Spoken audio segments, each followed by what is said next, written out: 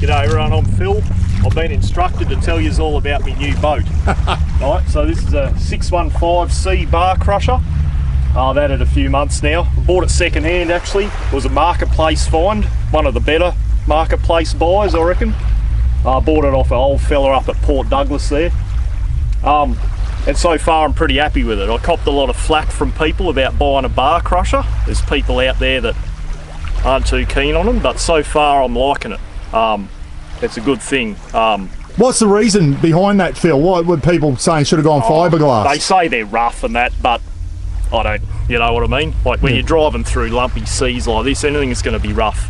But I just think it's boats, you know, it doesn't matter what you buy, someone will say it was the wrong one. Yeah, of course. My last boat was a little shark there, look. Oh yeah, wow, a little black tip reef shark. Don't know if that'll come up on camera. Yeah, a little black tip reef shark. So my last boat was a 481 top ender with a 90 Yamaha on it, and it was, you know, it was a good barra boat basically, that's what it was. But for doing extended trips it was a bit tough, you know, you're in the sun all day and then if it rained you were in the rain obviously. Yeah. I think the longest I did out of that was 3 days out of Hinchinbrook, and by the end of it I was just baked red raw. I was just over it. Where this one here is a bit better suited to the stuff I want to do, the extended trips away. And so this is what, day 4 now. So I left Cardwell on Thursday, it's now Sunday. Yeah. We're up here at Dunk Island, the family group. So yeah, for that reason it's better suited to me for what I want to do. The 130, it goes all right.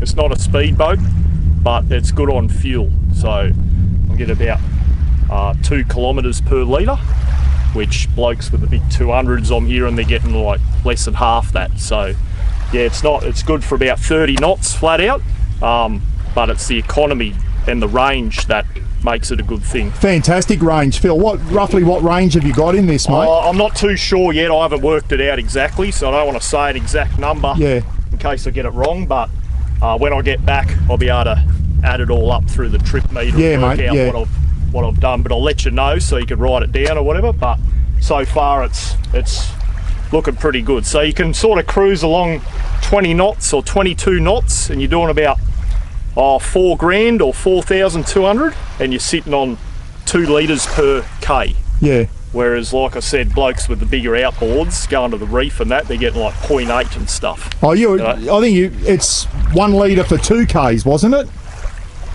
There you've confused me. I'll have to get back to you. Yeah, we'll have a look on the computer. Yeah, all right. Yeah, We're going to have a look inside, and you're going to take us through the stuff on the inside. But mate, it's a fantastic boat. Got a bit of shade there now. You can sleep up in there. It's got a half cabin, so you can sleep up in there, and just absolutely fantastic, isn't it? Anyway. Yeah, no, like I said, it's better suited. Like it's a bit harder to fish out of flicking lures for barra and that. Like you know, compared to the top ender. Yeah. But like I said, for what I want to do, it's good thing. I'm happy with it. So. And you put the wrap on, the croc wrap, since you got it? Yeah, I got the croc wrap just to sort of make it my own. So it was bright blue when I bought it. Yeah. And I mean, it was fine, but I sort of needed to make it my own too. So instead of just be a boat I bought off someone else. So, you know, I'll put that on there and it's mine now. So it gives a bit of a unique look. And I'll put a new chart plotter and stuff in it, a few other things. And yeah, pretty happy with it. No, it's a nice boat. We'll get underway, and you can give us a rundown on the inside of it, mate. Right, beauty.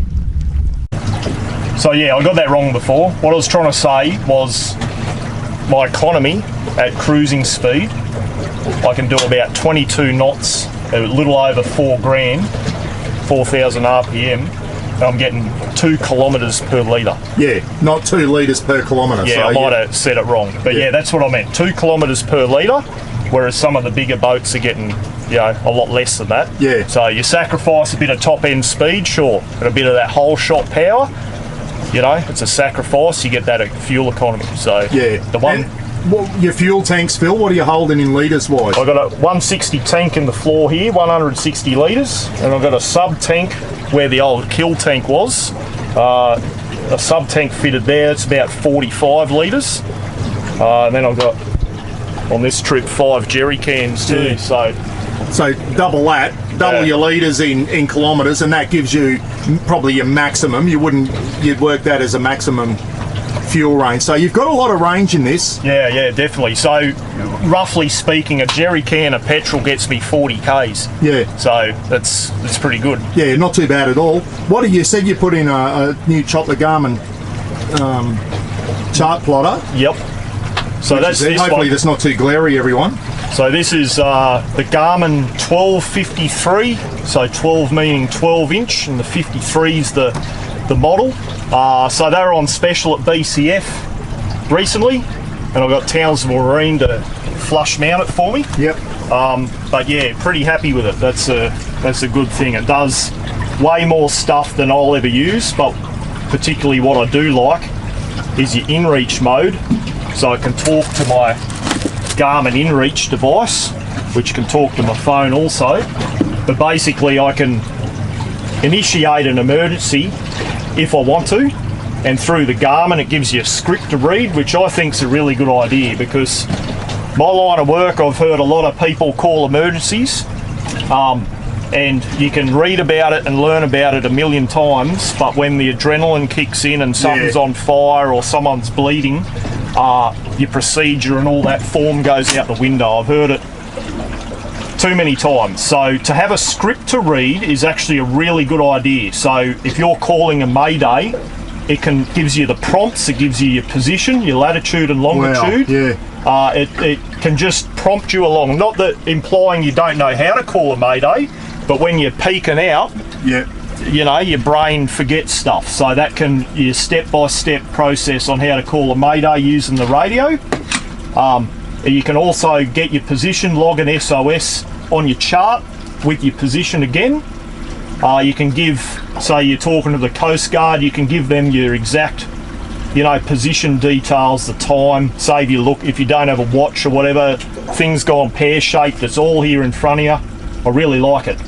And also the inReach, so I can activate an inReach SOS, which sends a satellite signal to a call centre in America somewhere, and they coordinate the rescue with whoever needs to hear your message. So that's separate to obviously the EPIRB, which every boat should have one of these. Absolutely. Right, that's that one, and this is separate again. So say I pull my boat up and go for a hike and a snake bites me, that's what this is for also, but whilst in the boat I can use it also. So is that what you send me a little text through saying checking in, everything okay? That's right. So what I can do is I can do this, say my phone goes flat or I have zero reception, I can still communicate with the outside world, and what I can do is I can send a check-in message, and this is what I've been doing the last few days. So to yourself and my daughter, I can just go, everything is okay, send. That'll beep in a minute and it'll send a satellite message and just let you know my position, because in the message itself it'll give my latitude and longitude, and also just to reassure everyone that when you're out for a few days or whatever, that all's good. And it's good, I know you're out in the water, Phil, and 3 or 4 times a day I get check in, everything's okay. Yep. I can sit at home and know, yep, Phil's okay, he's checked in an hour ago, everything's good. Yep. And the other upside to that too, if you haven't heard from me for a day, you know, and you can't get hold of me, you go, well, his last check-in point was here. Yes. So if there was a rescue to be coordinated, that's probably where they'd start. Your last check-in, you know, that's the idea, and you can backtrack from there. It's good peace of mind, mate. And VHF radio, you have to actually do an online course for that, I believe. You do, not to issue a mayday though. So if you're an emergency situation, anyone can get on here. That's it, sending now. Yes, heard it. Yep. So to send a mayday call, anyone can get on here and call for help. Yes. And you don't even need to know. You can just, you know, if you need to use it, use it. But to do normal conversation, technically you're meant to have done your short range operators proficiency course, I believe it is.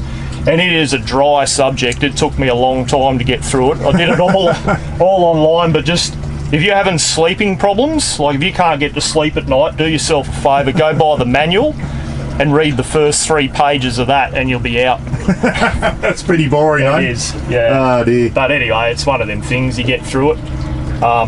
Well, that's a good bit of kit there, mate, and a VHF, and obviously you've got a half cabin there, so you sleep in the cabin. Yeah, so I it's just rain at night. Yeah, I just roll my sleeping bag out in there. I got my swag with me, obviously, but I haven't used it yet. I'll just sleep in the boat and anchor it up. And especially places like Hinchinbrook, where we've got these sort of, reasonable sized tides at the moment. So it's happened before where you come in and you get up wanting to go fishing and it's low tide. You can't get to your boat. Yeah. Or the other thing is that you anchor it too far out, the tide comes in, and crocodiles and all the rest of it, you can't get back out to it. So if you sleep in your boat, you can just go when you want. Yeah. No, fantastic idea. So you got all your first aid kits and all that type of stuff underneath as well. Yep. They're the King's ones. So again, with the King's plug, they talk about this. Yeah. So their first aid kit and their snake bite kit, like between you and me, how many of them we owned over the years? Yeah, I know. Heaps of them, and I can't fault, for an off-the-shelf product. And I'll tell you a story. A couple of years ago, we were in the Super Cheap at Garbutt there, and there was a knife attack being Townsville, and a bloke got cut across his cheek by someone known to him. It was, I didn't get involved, but I rendered first aid on this bloke in the aisle of Super Cheap, waiting for the ambulance, and I used one of their first aid kits. Anyway, off the shelf, and I peeled it open, and for quite a serious sort of injury, it was pretty well useless. A couple of bandages and some tweezers and something, and it retailed for 50 odd bucks. Yeah. I wouldn't buy one of them. But my point is the King's first aid kit.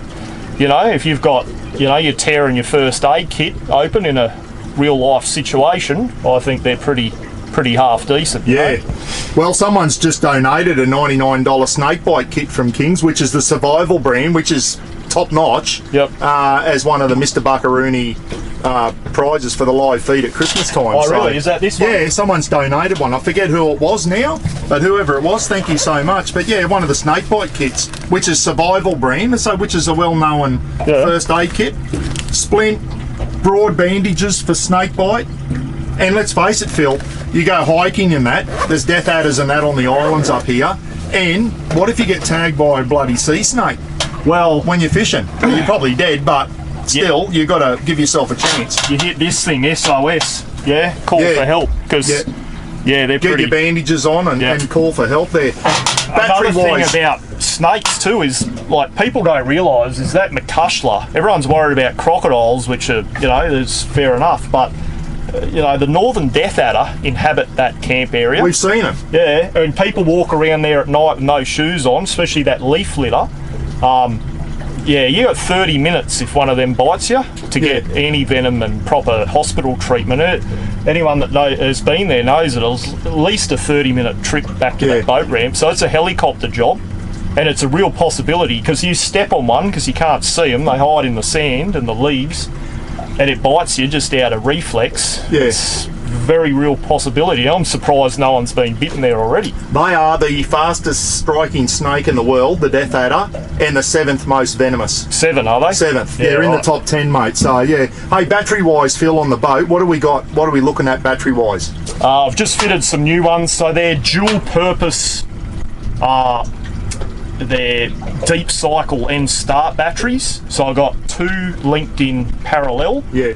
So they're still 12 volt, but I'll get double the amp hour, and that's what's running the fridge and the 2 sounders, and all my lights and everything else. Yeah. That's what's the solar panel is charging at the moment. 100 watt King solar panel on the roof there. Yep, and I've been out 4 days with that fridge running, and that's fine. For anyone who's followed my channel for the last 12 years or whatever, that was one of my first ever reviews, guys. I got that from Australian Direct. Kick-ass now it's called, and it's still going strong, Phil. Yep. It's in your boat now, getting good use. 95 litre fridge, mate, and it's bloody doing the job for you. Yep, covered in salt water and No, still good works. stuff. Yeah. No, nice boat, mate, and you've always wanted a boat like this so you can get out further, you can stay out longer and that. You've got the perfect boat for it now, so good on you, and bloody stay safe and make sure you take your old man out as much as you can. Yeah, I might need a bigger one soon. When we win the lotto, mate. Yeah. Good stuff. Anyway, I'll run the camera around. We'll get underway and I'll give everyone a look as we get underway. But beautiful boat. If anyone's got any questions, I'll get you to monitor the film clip, mate, and you can answer their comments. No doubt there'll be some 200 Mercury boys in the comment section hanging shit on you. Yeah, all the Yellowfin fans will be, Barcrusher this and Barcrusher that, but yeah, that's boaties for you. And welcome to YouTube, welcome to YouTube, mate, where all the trolls get on and all they want to do is knock you. But good on you, mate. It's your boat and you're enjoying it. That's why I come out here, to get away from people. Yeah, if anyone hates people more than me, it's my son, everyone. Yep. Phil hates people, and that's why he comes out by himself in his boat to get away from them. Anyway, go on in, mate. Let's get going. Righto. And we pulled the anchor up. I hope so. All right, let's go. All right.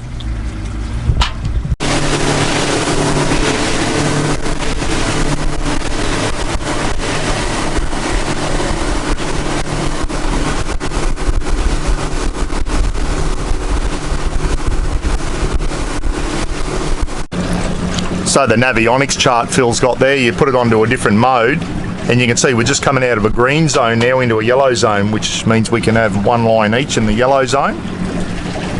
That little island there is Wurrungaran or something, Aboriginal name. We're going to find somewhere in the middle, and that's the eastern tip of Dunk Island there. Very nice. Anyway, we're going to drop a line in, everyone, see if we can catch something. Don't hold your breath. Rather than anchor, Phil's going to put the Ming coder on everyone. Just hit it there and it'll just keep us in the one position. We're over some nice structure at the moment, so it runs off his lithium battery. There she goes. And that'll just keep us in the same spot.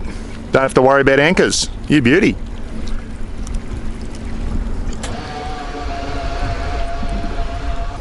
So we're in a yellow zone at the moment, guys, which means one line and one hook per person in a yellow zone. The King's 100-watt solar panel there. So once the engine stops charging the battery, the solar panel takes over. Little 100-watt King's. Phil said does a good job. And he's got a little King's light bar there. At night time, if he's coming into a boat ramp or whatever, he can put his light bar on. Here's the Ming coder keeping us in the one position, the one spot. What an amazing bit of technology they are. Righto, let's get into some fish.